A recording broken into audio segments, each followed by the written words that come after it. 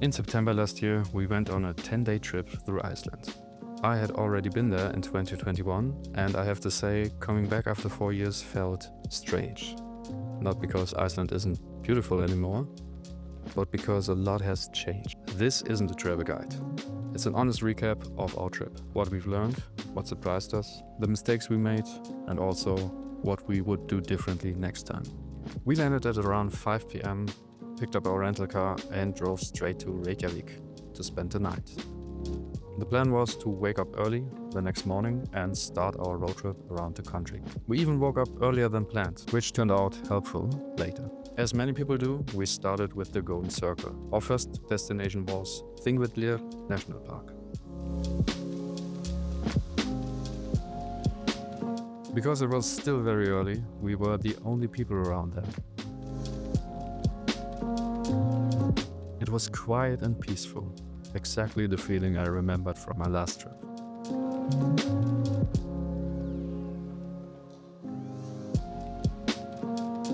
This was also the first time we had to pay a parking fee of 1,000 krona.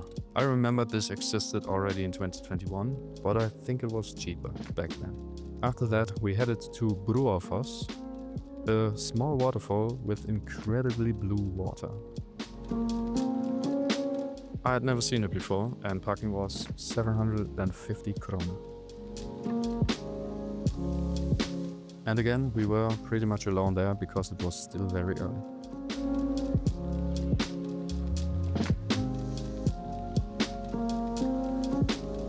Next stop was Geysir, where we also had to pay a parking fee of 1,000 krona again. You will very quickly see that this is a pattern. A lot has changed there. They built a completely new wooden walkway around the area. Also, there is a small shopping center in this area where you can buy souvenirs, clothing, and also you can find a restaurant in there. I had the impression that the strength of the eruption decreased over the last years, but maybe this varies from day to day, so I'm not sure if this is true.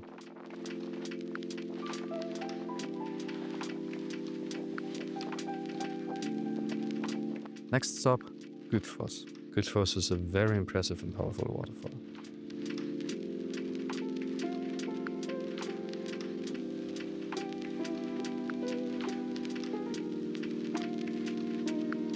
After the Golden Circle, we wanted to head into the Highlands for the first time. We had about 380 kilometers of fuel range left, and the destination was only 75 kilometers away, so I decided to not refuel. This was a mistake. Everybody knows to never drive into the Highlands without a full tank. As we gained elevation and drove on rough gravel roads, the fuel consumption increased massively. For every 5 kilometers we drove, we lost about 10 kilometers of fuel range. After we hit the 200 kilometers range mark, I decided that we should turn around, because I really did not want to get stranded in the middle of nowhere. On the way downhill, the fuel consumption dropped and we reached our starting point with about 360 kilometers left. So yes, it probably would have been fine, but those range calculations are simply not reliable in the Highlands. Lesson learned. The next day, we were determined to make it into the Highlands, this time with a full fuel tank. We headed towards Landmannalaugar, again on a long gravel road. And honestly, this was the worst drive of my life. Endless potholes, very hard suspension, and constant shaking. We could only drive around 30 kilometers per hour. It was exhausting and frustrating, and I thought about turning around more than once. Luckily, after a third of the drive, the road got better. And we even made a small breakfast break in the middle of nowhere.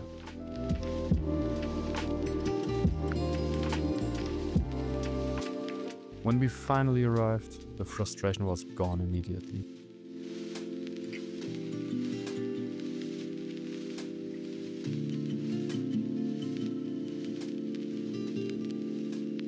The Highlands are absolutely breathtaking. Wide open area, beautiful colors, and almost no people.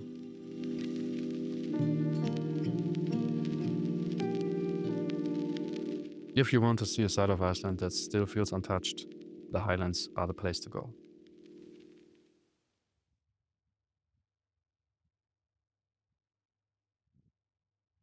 But there we made our second mistake.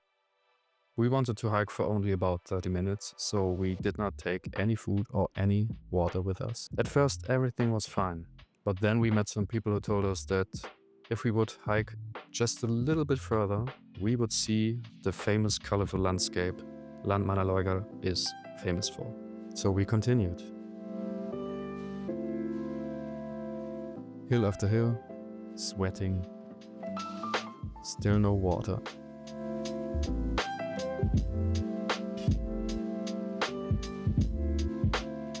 At some point we had to admit defeat, so we turned around. Luckily we could return via a loop back to the car. This could have gone very wrong. Never hike without water. But this hike was also where we got engaged, so everything turned out more than fine. But still, always take some water with you. After returning via the gravel road, we headed straight to Seljalandsfoss and Skogafoss. At each destination, we had to pay 1,000 krona for parking.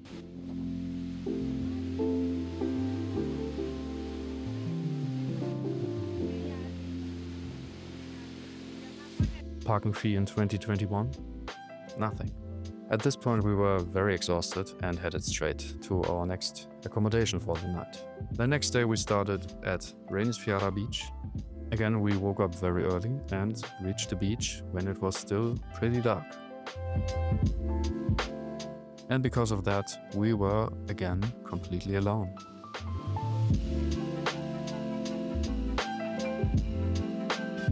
But we had to pay a parking fee of 1,000 krona. In 2021, there was no parking fee.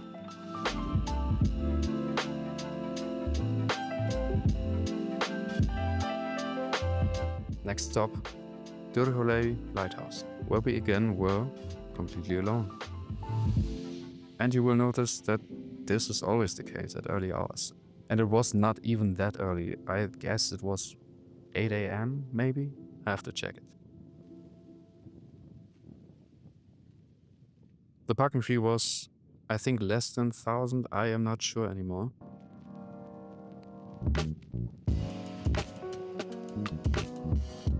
After that, we headed to Fjaðraur Glúfur. Fjaðraur Glúfur, I guess, probably. And at that point, we were getting tired of that routine. Park, pay, walk, wait for photos, leave. Next destination, the same. It felt rushed and overwhelming, and that was partly our fault.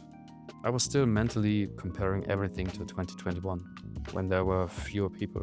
To change things up, we stopped at mossy lava fields and at a huge rock formation, which had no parking fee, and that helped. We also stopped at Skaftaurstova Visitor Center, which was free, quiet, and surprisingly informative. A very welcome break.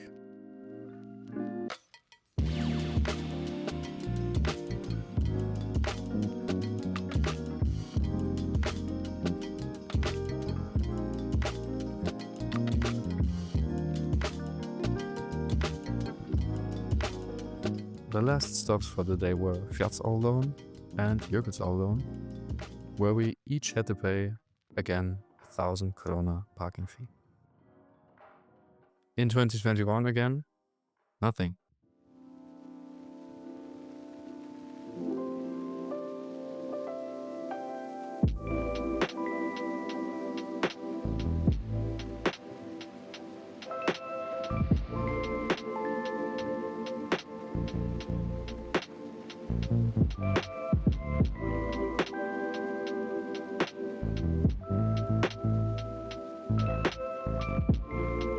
For the evening, we stayed at Stokksnes beach in the Viking cafe. And because of that, we did not have to pay a fee to enter the beach. The beach was beautiful and the weather was unusually good. So I checked the Northern Lights forecast. The app said that there's a chance of around 25% at 10 p.m, so I decided to check.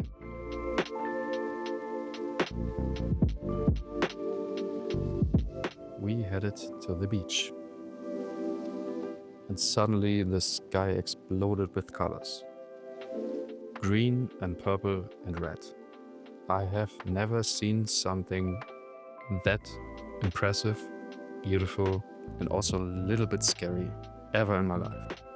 I was so overwhelmed and shocked that I was not able to set up my tripod properly, so I just handed my smartphone to my fiancée and said, do something, take pictures, take photos, and luckily she did.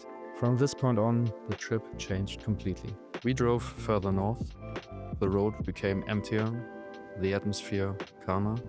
We stopped at roadside parking bays just to enjoy the silence and the views, without any parking fee.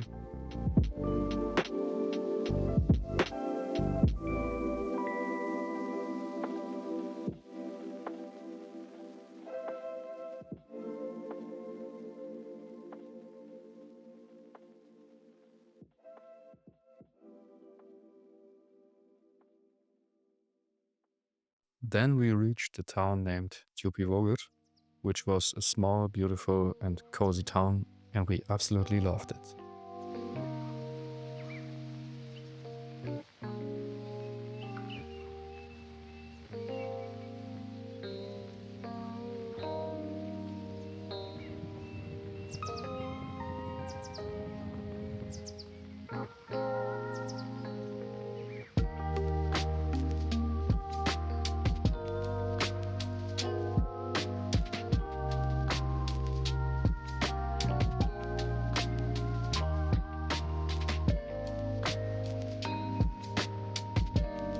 As we continued driving, we gained elevation and the temperatures dropped. At some point it even started to snow, which really surprised us.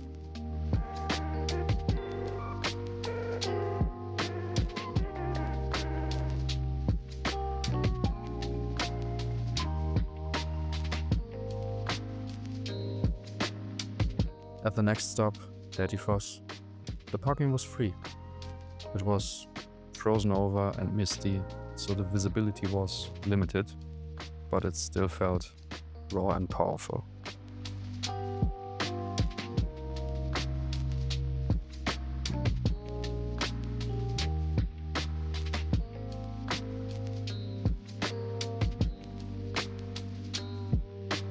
The parking at Godafoss was also free.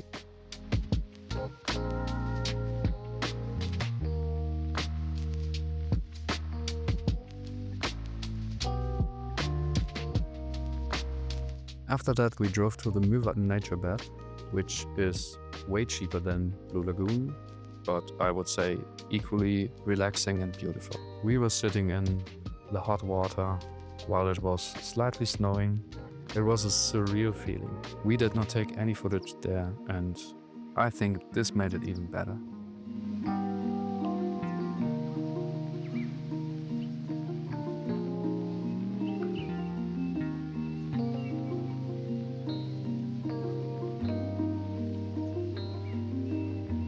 After arriving in Akureyri, which is the second largest city in Iceland, we explored a bit and then headed to our accommodation, which had a great view over the city.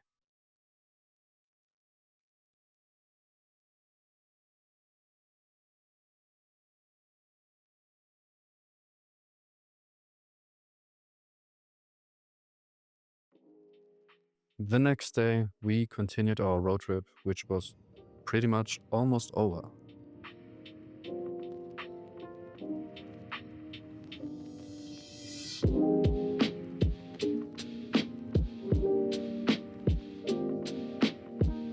So we headed to Bifröst. There you can find two craters, one of which we climbed. The crater is called Graubrok, but I am not sure if this was the one we climbed or if this was the other one. And parking was 1,000 kroner.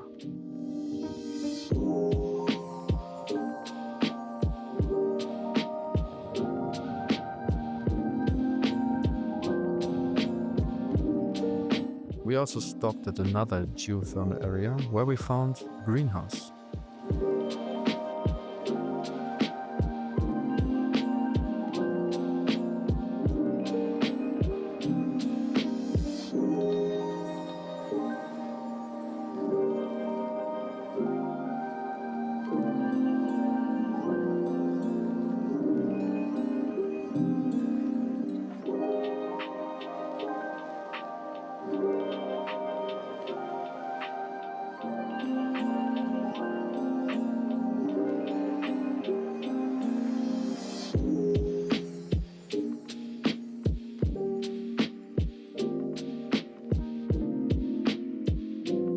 Our last accommodation for the road trip had a hot tub and also a glass roof.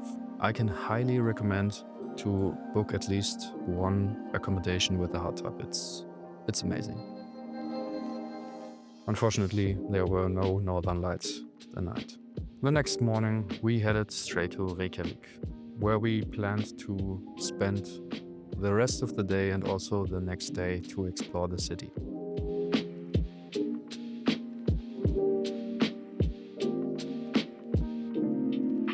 But in hindsight, I have to say, if you just want to explore a little bit, then one day is more than enough.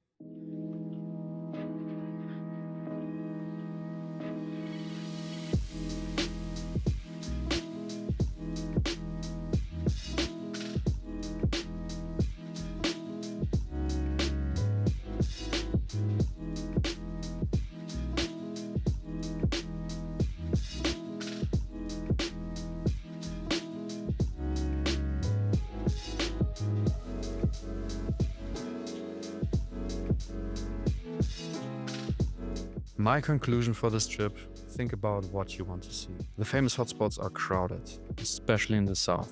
If it's your first trip to Iceland, think carefully about the things you really want to see. Iceland has a lot of waterfalls. Do you really need to see all of them?